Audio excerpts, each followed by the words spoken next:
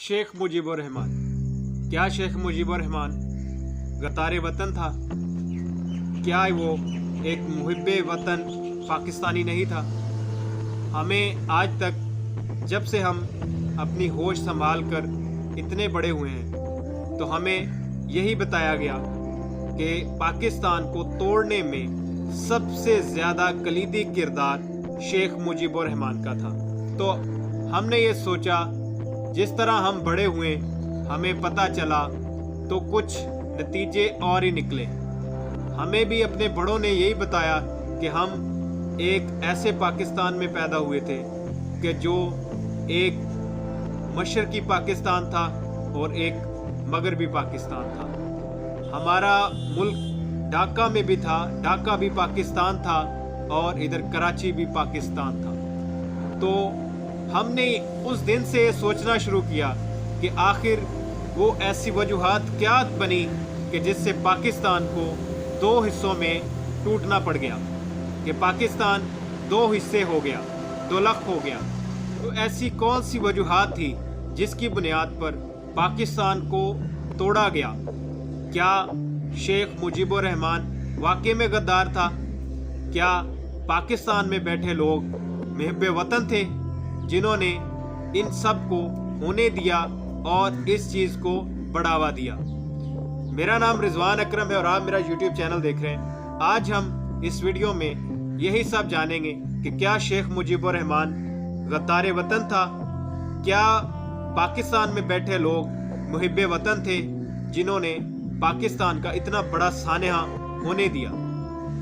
ये 1940 से पहले की बात है। एक 17-18 साल का नौजवान जो कि अपने एक साथी को छुड़ाने एक मोहल्ले में गया, जिसको कुछ हिंदुओं ने अगवा करके अपने घर में बंद किया हुआ था। छुड़वाने के लिए उस हिंदू के घर का घेराव करके बैठे हुए थे, जबकि एक हिंदू नौजवान ने इस नौजवान पर डंडे से वार किया और इस नौजवान ने उस डंडे को पकड़कर उसी पर उल्टा वार कर दिया। इस नौजवान जिसका नाम शेख मुजीबुर रहमान था, उसके खिलाफ एक मुकदमा दर्ज करवाया इन हिंदुओं ने कि इन्होंने हम पर तशद्दुद किया। शेख मुजीबुर रहमान और उनके साथ उनके 15 साथी पूरा एक हफ्ता जेल में रहे और इन्होंने 1500 टका उनको देकर मुकदमात ख़त्म करवाए। उसके बाद शेख मुजीबुर रहमान ने यह तहैया कर लिया था कि अब हम पीछे नहीं हटेंगे। उनके जहन में ये दो कौमी नज़रिया, जो कि पाकिस्तान का एक नज़रिया, दो कौमी नज़रिया था, उसी को उसने अपने जहन में रखा और मुस्लिम लीग ज्वाइन कर ली। तो ये एक पहला स्टेप था शेख मुजीबुर रहमान का पाकिस्तान के हक में। इससे यही साबित होता था कि शेख मुजीबुर रहमान मुस्लिम लीग ज्वाइन करके पाकिस्तान की मूवमेंट में शामिल हो चुके थे। इससे हम ये कह सकते हैं कि शेख मुजीबुर रहमान पहले दिन से ही पाकिस्तान के हामी थे। बंगाल में एक ये भी सोचा जाता था कि करारदाद पाकिस्तान में लाहौर में जब मुस्लिम स्टेट का नाम लिया जाता था तो उसमें लिखा जाता था मुस्लिम स्टेट्स, यानी कि स्टेट के साथ एस ज़्यादा लगाया जाता था। तो बंगाल के जो टॉप लीडरशिप थी उनके जहन में भी यही गुमान था कि शायद ये दो मुल्क हैं। लेकिन 47 में जब एक ही पाकिस्तान बना, शेख मुजीबुर रहमान इस बात पर कंफ्यूज तो थे कि हमें करारदादे लाहौर में स्टेट्स का लफ्ज़ इस्तेमाल किया, लेकिन बंगाल के जो टॉप लीडरशिप थी उन्होंने शेख मुजीबुर रहमान को ये बात समझाई कि इस बात पर हम दो स्टेट ही कहेंगे, इसका मतलब दो स्टेट ही है, लेकिन आप फिलहाल इस चीज़ को दरगुजर करें। तो शेख मुजीबुर रहमान ने इस बात को इग्नोर करके मुस्लिम लीग के साथ मुखलस होकर फिर से चलना स्टार्ट किया। उसके बाद जी डायरेक्ट एक्शन का डे आया, जब कायदे आज़म मोहम्मद अली जिन्ना ने सन 1946 में एहतजाज की कॉल दी। तो कायदे आज़म का ये मकसद था कि हम ब्रिटिश गवर्नमेंट को ये बता सकें कि अब हम एक आज़ाद वतन से 1 इंच भी पीछे नहीं हटेंगे। तो इसमें बहुत बड़ा एहतजाज हुआ, ख़ास तौर पर कलकत्ता में बहुत बड़ा एहतजाज हुआ, जिसको लीड शेख मुजीबुर रहमान ही कर रहे थे। फिर वहाँ फसादात हुए, उस फसादात में लोग ज़ख्मी भी हुए। उन ज़ख्मियों को तिब्बी इमदाद देने के लिए सबसे आगे जो आए वो शेख मुजीबुर रहमान ही थे, जो कि कायदे आज़म के एक कॉल पर अपनी तमाम एनर्जी अपने इस एहतजाज में वेस्ट कर रहे थे। इससे हमें फिर यही साबित होता है कि वो पाकिस्तान के साथ मुखलिस ही थे। जैसे तैसे करके भी मगरबी पाकिस्तान और मशरकी पाकिस्तान आखिरकार एक ही पाकिस्तान में आज़ाद हुए। तो सबसे पहले जो मसला पेश आया पाकिस्तान को वो था ज़ुबान का मसला, कि पाकिस्तान के बैठे हुए इस साइड के मगरबी पाकिस्तान में बैठे हुए जो लीडर थे, उन्होंने ये फैसला किया कि पाकिस्तान की कौमी ज़ुबान उर्दू होगी। तो इस बात पर सबसे पहले शेख मुजीबुर रहमान ने एहतजाज किया कि आप बेशक उर्दू को भी कौमी ज़बान का दर्जा दें, लेकिन बंगाल पाकिस्तान की मेजॉरिटी अवाम है बंगाल, लिहाजा बंगाली को भी कौमी ज़बान का दर्जा दिया जाए। तो सबसे पहले जो पाकिस्तान और मशरकी पाकिस्तान का जो सबसे पहला मसला बना वो मसला ज़ुबान था, कि पाकिस्तान ने कौमी ज़बान उर्दू रखी और बांग्लादेश ने कौमी ज़बान का मुतालबा करते हुए पाकिस्तान गवर्नमेंट से मुतालबा किया कि बंगाली ज़ुबान को भी कौमी ज़ुबान का दर्जा दिया जाए। तो लिहाजा इस चीज़ पर पाकिस्तान की और मशरकी पाकिस्तान का सबसे बड़ा पहला मसला ज़ुबान पर आके ख़त्म हुआ था। उसके बाद शेख मुजीबुर रहमान ने ये बात सोची कि अब हम एक अलग पार्टी बनाएंगे, और शेख मुजीबुर रहमान ने एक अलग पार्टी अवामी लीग कायम की, जिसमें पाकिस्तान मुस्लिम लीग के कई टॉप लीडरशिप भी बाद में शामिल हुए। एक बंगाल कॉमप्रस्त पार्टी बनाने के बाद शेख मुजीबुर रहमान ने पाकिस्तान गवर्नमेंट के साथ 21 नुकाती एक एजेंडा पेश किया, जिसमें कि कहा गया कि आप फेडरल गवर्नमेंट दिफा, करेंसी और फॉरेन अफेयर, इसके अलावा कम्युनिकेशन जैसे टेलीफोन, टेलीग्राम, ये अपने पास रखें, और उसके अलावा जो भी इख्तियार हैं वो इख्तियार आप हमें दे दें। यानी कि कहने का मतलब उनका ये था कि बांग्लादेश को, बंगाल को एक इख्तियार दिए जाएं, ये आप रखें, ये इख्तियार आप रखें और बाकी के इख्तियारात आप बंगाल को दे दें। तो एक नज़रिए से सोचा जाए, अगर हम ये चीज़ को सोचते हैं कि एक बुरी डील भी नहीं थी पाकिस्तान गवर्नमेंट के लिए, स्पेशली कि अगर आप उनके मामलात को वही संभालते, और पाकिस्तान मेन मामलात आज भी हमने 18वीं तरमीम के बाद सूबों को इख्तियार दिए हैं, तो हम उस वक्त भी ये कर सकते थे। हमने अपनी अना की खातर, अपनी ईगो की खातर मुल्क को 2 टुकड़े होने दिया। जब शेख मुजीबुर रहमान के ये मुतालबात माने नहीं गए, उसके बाद सन 1954 के इंतखाबात आए, जिसमें शेख मुजीबुर रहमान ने 223 सीटें जीती। इस कामयाबी के बाद होना तो यही चाहिए था कि पाकिस्तान में बैठे, मगरबी पाकिस्तान में बैठे हुए उन हुक्मरानों को इस चीज़ का एहसास होना चाहिए था कि आखिरकार वो एक पावरफुल पार्टी बन चुके थे, एक इत्तेहाद के साथ वो पावरफुल पार्टी बन चुके थे। लेकिन उनके बावजूद भी हमारे बैठे हुए इधर के हुक्मरानों को एक आंख ना ये बाया, उनको ज़रा ख्याल ना आया कि उनके साथ अवाम है, और अगर हम ये उनके मुतालबात मान भी लेते हैं तो पाकिस्तान के लिए इसमें कोई ख़तरे की बात नहीं है। आखिरकार एक इतनी दूर सूबा मुतालबात किए उन्होंने, वो उनके मानने चाहिए। جس میں وہ کہ آپ کو دفاع بھی دے رہے ہیں، اس کے بعد آپ کو فورن افیئر بھی دے رہے ہیں، اس کے بعد آپ کو کمیونیکیشن بھی دے رہے ہیں، اس کے باوجود بھی آپ ان کے مطالبات نہیں مان رہے، تو یہ پاکستان کے ادھر بیٹھے ہوئے لوگوں کی تیسری غلطی تھی، جس کو شیخ مجیب الرحمان اپنے لیے اسی طرح سمجھ رہے تھے کہ ایک ستیلوں جیسا سلوک سمجھ رہے تھے، اور سمجھنا بھی چاہیے تھا۔ الیکشن جیتنے کے بعد AK فضل حق بنگال کے وزیر اعلیٰ بنے۔ اس وقت وزیر اعظم کہا جاتا تھا یا وزیر اعلیٰ کہا جاتا تھا۔ جب پاکستان کی گورنمنٹ کو اس چیز سے بڑی تکلیف ہوئی کہ وہ آخرکار 97% ووٹ لے کر اسمبلی میں بیٹھے ہوئے ہیں، تو ایک سازش کے تحت بنگال میں AK فضل حق کی گورنمنٹ کو گرایا گیا، اور اس کے بعد ایک نیا تنازعہ کھڑا ہو گیا۔ 97% ووٹ لینے والی پارٹی کو برطرف کر دیا گیا کہ فضل حق کو غدار قرار دے کر جیل میں بند کر دیا۔ اس کے بعد شیخ مجیب الرحمان کے دل میں جو اگر تھوڑی سی تھی پاکستان کی محبت، وہ کم ہونا شروع ہو چکی تھی۔ اردو بنگال زبان کے بعد یہ دوسرا واقعہ تھا جس میں شیخ مجیب الرحمان کو مغربی پاکستان سے دل آزاری ہوئی، جس کے بعد بھی شیخ مجیب الرحمان پاکستان کے ساتھ چلنے کو تیار تھے۔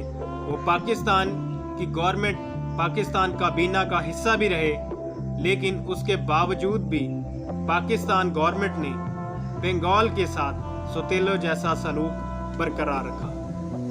سب کو دوستوں کو یہ شاید یہ بات پتہ نہ ہو کہ پاکستان کا سب سے پہلا آئین جو بنا، اس میں شیخ مجیب الرحمان بھی شامل تھے۔ اسی آئین میں بنگال کا سب سے بڑا مطالبہ بھی مانا گیا کہ بنگالی کو قومی زبان تسلیم کر لیا گیا۔ یہ ہم نے اس کو تسلیم کرنے میں اتنی دیر لگائی، جس کی وجہ سے بنگال میں رہنے والے لوگوں میں پاکستان کے لیے محبت کی بجائے نفرت کو بڑھاوا ہم نے خود دیا۔ یہ آئین ہی تھا 1956 کا، جو کہ بنگالیوں کو ایک پہلی امید کی کرن نظر آئی اس آئین کے ذریعے کہ اس کے بعد پاکستان بنگال کے ساتھ ستیلوں جیسا سلوک نہیں کرے گا۔ لیکن کیا ہی اچھا ہوتا کہ اگر اس آئین کے تحت 1959 میں الیکشن ہو جاتے، لیکن 1958 میں سکندر مرزا نے مارشل لا لگا کر اسمبلیاں ختم کر دیں اور پاکستان کا آئین معطل کر دیا، جس کے بعد تمام بڑے لیڈر کو پکڑا گیا اور ان کو گرفتار کیا گیا، جس میں شیخ مجیب الرحمان بھی شامل تھے۔ یہی وہ بات تھی جس کے بعد یہ تیسرا مرحلہ تھا جب شیخ مجیب الرحمان کے دل میں ایک الگ وطن کی امید اور ایک جستجو پیدا ہوئی۔ اس کے بعد شیخ مجیب الرحمان کی زندگی میں ایک ٹرننگ پوائنٹ آیا، جب عوامی لیگ کے سربراہ حسین سہروردی بیروت میں جو ضلع وطن تھے وہ انتقال کر گئے، اور پارٹی کا سربراہ پھر شیخ مجیب الرحمان کو چنا گیا۔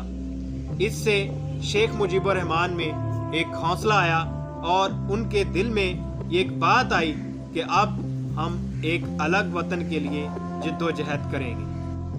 عوامی لیگ کا سربراہ بننے کے بعد شیخ مجیب الرحمان نے کوئی بھی ایسا کام نہیں کیا جس سے یہ لگے کہ وہ پاکستان کے خلاف تھے، بلکہ انہوں نے ایک ایسا کام کیا جس سے کہ پاکستان کو ایسا لگے، پاکستان کے لوگوں کو ایسا لگے کہ شیخ مجیب الرحمان پاکستان کا محب وطن لیڈر ہے، جو کہ انہوں نے اس کا ثبوت ایسے دیا کہ 1965 کے صدارتی انتخابات میں فاطمہ جناح کو سپورٹ بھی کیا اور پوری کمپین چلائی فاطمہ جناح کے لیے کہ فاطمہ جناح کو صدر بنایا جائے۔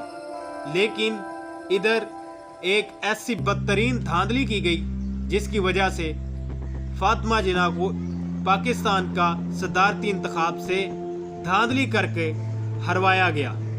ये पाकिस्तान को बचाने का आप कह सकते थे कि एक आखिरी मौका था, जब कि अगर फातिमा जिन्ना इलेक्शन जीत जाती तो पाकिस्तान टूटने की शायद ऐसी वजूहात ना होती। लेकिन पाकिस्तान में इक़्तिदार के भूखे जनरल अयूब खान ने इस चीज़ पर ज़रा तवज्जो ही नहीं दी कि पाकिस्तान का क्या अंजाम हो सकता है। ये धांधली का भी पहला वाक़या था जब अयूब खान ने बदतरीन धांधली करके आप खुद सदर बन गए और फातिमा जिन्ना को इलेक्शन हरवाया गया। के बाद मौका आया शेख मुजीबुर रहमान पर, जब शेख मुजीबुर रहमान पर अगरतला साजिश का एक केस बनाया गया।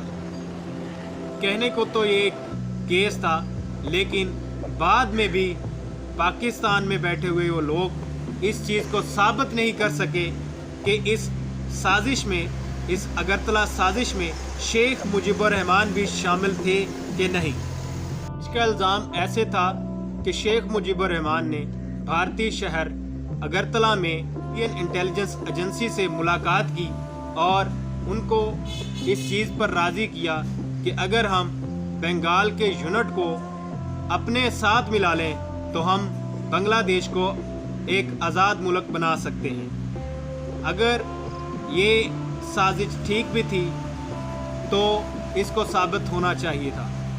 उसके बाद इसका मुकदमा ढाका छावनी में दर्ज किया गया और शेख मुजीबुर रहमान को गिरफ्तार किया गया। 1 साल तक पाकिस्तान की गवर्नमेंट ये अदालत में साबित ही नहीं कर सकी कि शेख मुजीबुर रहमान इस साजिश में शामिल है कि भी नहीं। फिर मजबूरन पाकिस्तान गवर्नमेंट को छोड़ना पड़ा शेख मुजीबुर रहमान को कि वो इस चीज़ में शामिल ही नहीं। और आज भी उनकी पार्टी का यही मौक़िफ़ है कि इसमें शेख मुजीबुर रहमान या फिर अगरतला साजिश ये झूठ का पलंदा है, ऐसा कुछ भी नहीं हुआ। लेकिन कुछ मुसन्निफ़ और कुछ लोगों का ये कहना है कि ये वाक़ई ही सच था, लेकिन सच था भी तो साबित करना भी ज़रूरी था।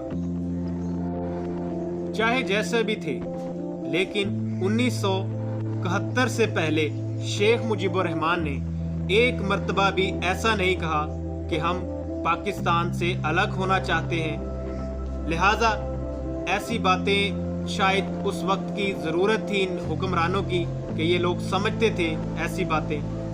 लेकिन शेख मुजीबुर रहमान ने 1971 से पहले कभी भी ऐसी बात नहीं की, बल्कि वो तो पाकिस्तान को मुत्तहद करने रखने में अपना किरदार अदा करते थे और कुछ अपने लोगों को उनके हकूक़ दिलवाने के लिए जिद्दोजहद करते थे। इसके बाद मशहूर ज़माना शेख मुजीबुर रहमान के 6 नुकात भी थे, जिसमें के मरकज़ी ये थे कि डिफेंस और फॉरेन अफेयर सिर्फ फेडरल गवर्नमेंट रखे, बाकी के तमाम इख्तियारात बंगाल गवर्नमेंट को दिए जाएं। क्या आप जानते हैं कि ये 6 नुकात शेख मुजीबुर रहमान ने कहाँ पेश किए थे? फरवरी 1966 में लाहौर में शेख मुजीबुर रहमान ने ये 6 नुकात पेश करते हुए ये कहा कि मैं चाहता हूँ कि पाकिस्तान के ये दोनों टुकड़े मुत्तहद रहें और ये तरक्की करें। इसीलिए ये ज़रूरी है कि आप इन 6 नुकात पर अमल करें। जब लाहौर में एक इंटरव्यू के दौरान शेख मुजीबुर रहमान ने इसकी वजाहत करना चाही तो उन्होंने ये कहा कि 1965 की जंग में जिस तरह मरकज़ एक तरफ था और पाकिस्तान का एक इलाका एक तरफ था, इसमें ज़रूरी था, पाकिस्तान 2 हिस्सों में है, अगर हिस्से का राब्ता टूट जाए तो इस चीज़ की अशक ज़रूरत है कि इस चीज़ को होना चाहिए। लेकिन इन नुकात को पाकिस्तान के बड़े बड़े लीडर्स ने मुस्तरद कर दिया کہ یہ پاکستان کی خود مختاری کے خلاف ہے، اس سے پاکستان کی خود مختاری کو ایک شدید نقصان پہنچے گا، لہٰذا شیخ مجیب الرحمان کے یہ 6 نکات پاکستان کے لیڈرز نے بالکل رد کر دیے۔ اگر ہم ان 6 نکات کو مان بھی لیتے تو یہ ایک بات لاجیکل تھی کہ اتنے بڑے فاصلے کو ہم ایک ساتھ کنٹرول نہیں کر سکتے تھے، تو یہ ضروری تھا کہ علاقائی خود مختاری دی جاتی، جس طرح 18ویں ترمیم کے بعد اب بھی علاقائی خود مختاری دی گئی صوبوں کو، تو اس وقت دی جاتی تو کیا ہی اچھا ہوتا۔ لیکن پاکستان کے کچھ لیڈرز کا یہ کہنا تھا کہ یہ علیحدگی کا ایک پلان ہے شیخ مجیب الرحمان کا۔ اگر تھا بھی پلان تو آپ یہ کہہ سکتے تھے کہ اگر یہ اچھا نہیں ہے کہ ہم ذلت کے ساتھ بنگلہ دیش سے اپنی فوجوں کو واپس لے کے آئے، نہ کہ ایک اچھے طریقے سے واپس آتے تاکہ جتنے لوگوں کی جانیں گئی ہیں وہ محفوظ کی جاتی۔ ان کو کاش یہ چیزیں بھی سوچ سکتے یہ پاکستان کہ ہم نے اس کے بعد بھی اس دنیا میں رہنا ہے، یا اس کے بعد اس دنیا میں جو آنے والے وہ اس چیز کو کیا سمجھیں گے۔ جس طرح لوگوں کا قتل عام ہوا تو یہ چیزیں اچھا تھا، اس سے بہتر تھا کہ پاکستان ایک اچھے انداز سے بنگال سے الگ ہو جاتا۔ اس کے بعد ایک نیا ٹرننگ پوائنٹ آیا جب جنرل یحییٰ خان نے 1969 کے الیکشن کا اعلان کیا، تو شیخ مجیب الرحمان نے اپنی ساری توجہ ان 6 نکات پر ہی رکھی۔ ان 6 نکات پر انہوں نے اپنی کمپین کی پورے بنگال میں، اور ان 6 نکات پر ہی انہوں نے 1969 کا الیکشن لڑا۔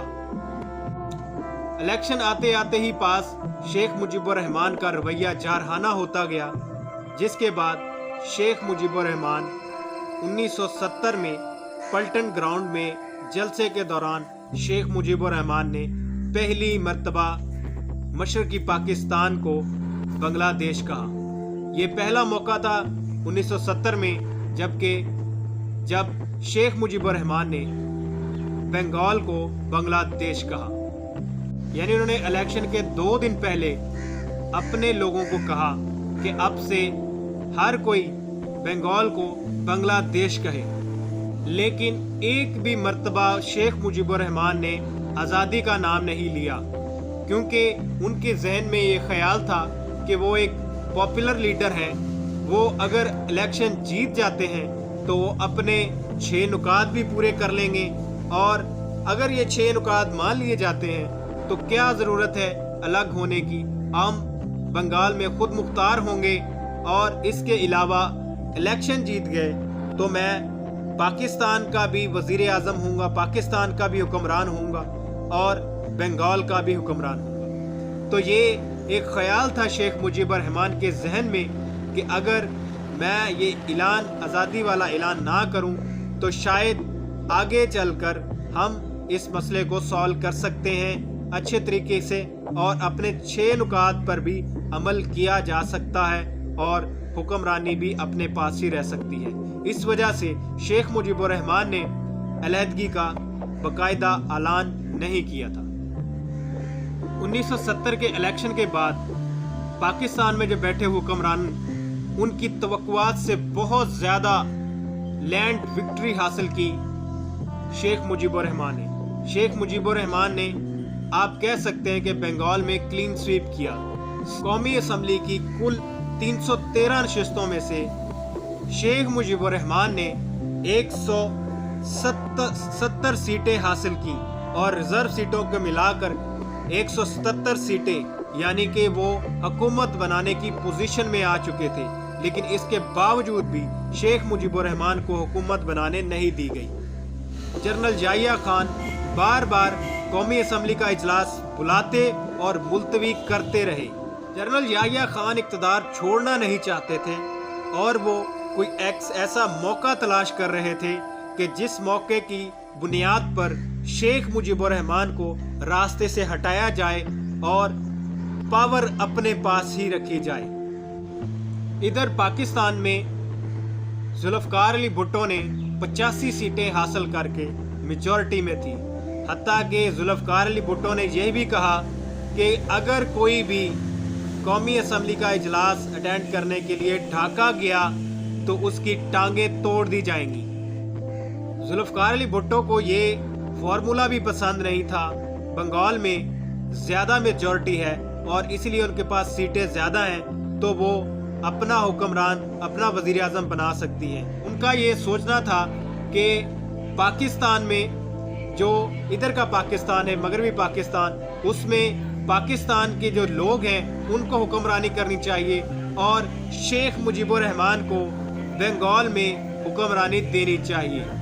शेख मुजीबुर रहमान ने उससे बरक पाकिस्तान की कौमी असम्बली की 177 सीटें जीती हुई थी।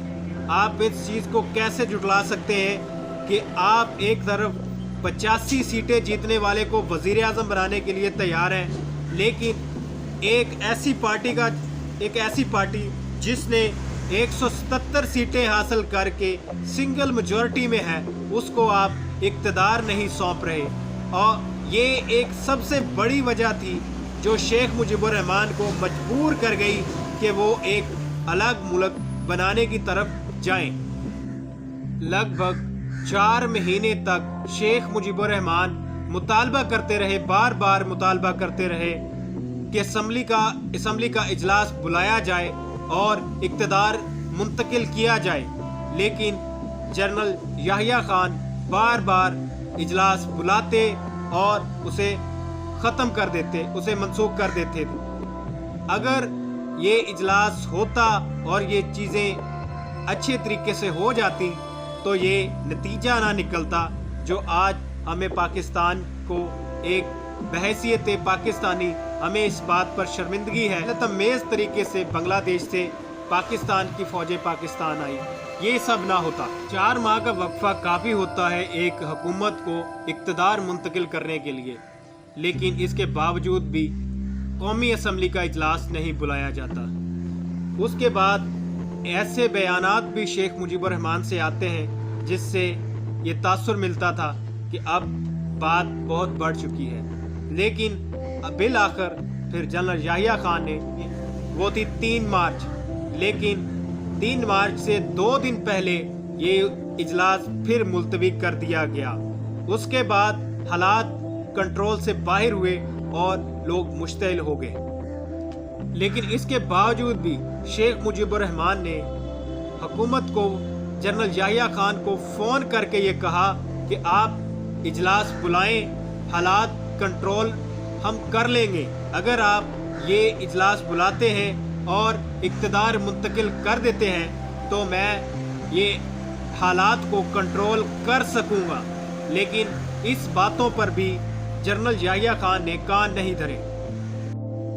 इसके बाद शेख मुजीबुर रहमान ने एक आखिरी फैसला किया जिसमें उन्होंने लोगों से कहा कि आप सिविल नाफरमानी करें। तो इस हालात को देखकर जनरल याहिया खान ने एक मरतबा फिर 25 मार्च को कौमी असम्बली का इजलास तलब किया, लेकिन तब तक हालात बहुत बिगड़ चुके थे।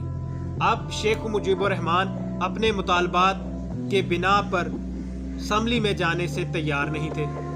लिहाजा फिर हालात को देखते हुए फिर एक मौका आया जब शेख मुजीबुर रहमान ने 7 मार्च को पलटन ग्राउंड में अपने नुकात, अपने मुतालबात फिर पेश किए, जिसमें पहला मुतालबा जो था उनका वो ये था कि मार्शल लॉ फिल फॉर हटाया जाए, कौमी असम्बली का इजलास बुलाया जाए और हुकूमत मुंतकिल की जाए। इसके साथ साथ शेख मुजीबुर रहमान ने अपने लोगों को सिविल नाफरमानी की तायीद की और ये कहा कि अब हमारी जितनी जिद्दोजहद होगी वो आज़ादी के लिए होगी। ये वार्निंग थी जनरल अयूब खान के लिए, जनरल याहिया खान के लिए कि इक़्तिदार मुंतकिल करो वरना आज़ादी का नारा लग जाएगा। लेकिन इसके बावजूद भी पाकिस्तान में इधर बैठे हुए उन लोगों ने اس بات کو، اس وارننگ کو سیریس نہیں لیا۔ آج بھی 7 مارچ والی تقریر کو شیخ مجیب الرحمن کی آزادی کی تقریر بولا جاتا ہے، لیکن ایسا وہ چاہتے نہیں تھے۔ وہ چاہتے تھے کہ کسی طریقے سے یہ معاملات ٹھیک ہوں اور اقتدار منتقل کیا جائے۔ اس کے بعد ڈائریکٹ ایکشن کا دن آیا جب جنرل یحییٰ خان نے بنگال میں حالات بگڑتے دیکھ کر فوجی آپریشن کرنے کا اعلان کیا۔ 10 مارچ والے دن قومی اسمبلی کا اجلاس ہونا تھا، لیکن اس سے پہلے ایک رات پہلے بنگال میں آپریشن سرچ لائٹ شروع ہو گیا۔ اس کے بعد آیا ایک ایسا موقع جب کہ شیخ مجیب الرحمن نے اس چیز کا پہلے سوچا ہوا تھا کہ ان کو گرفتار کیا جائے گا، لیکن انہوں نے پہلے اپنا ایک پیغام ریکارڈ کروا دیا تھا، اور وہ بنگلہ دیش کے بنگال ڈھاکہ کے ایک ریڈیو سے وہ پیغام جاری کیا گیا آزادی کا، جسے آزادی کا اعلان کہتے ہیں۔ اس کے بعد جو ہوا وہ ہم سب کو پتہ ہے۔ 26 مارچ 1971 کو پاکستان فوج نے ہتھیار ڈالے اور سرنڈر کر دیا۔ اس کے بعد شیخ مجیب الرحمن کو پاکستان سے رہا کیا 1972 میں اور انہیں لندن بھیج دیا گیا، جس کے بعد وہ انڈیا آئے اور اس کے بعد وہ بنگلہ دیش گئے، جس کو اس نے بنانے کے لیے 1956 سے خواب دیکھا ہوا تھا۔ تو یہ چیزیں تھیں جو میں نے آپ کے سامنے رکھی، اپنے پاکستانی بھائیوں کے سامنے رکھی، کہ کیا واقعی ہی آپ خود اندازہ لگائیں کہ کیا شیخ مجیب الرحمن غدار تھا یا ایک محب وطن تھا۔ اس بندے نے آخری حد تک یہ کوشش کی کہ پاکستان کو متحد رکھا جائے، چاہے وہ 6 نکات ہوں، چاہے وہ ان کی پاکستان کے ساتھ، فاطمہ جناح کے ساتھ ایک الیکشن کمپین میں ایک ساتھ دینا ہو، یعنی کہ ہر موقع پر انہوں نے پاکستان کو متحد رکھنے کی کوشش کی۔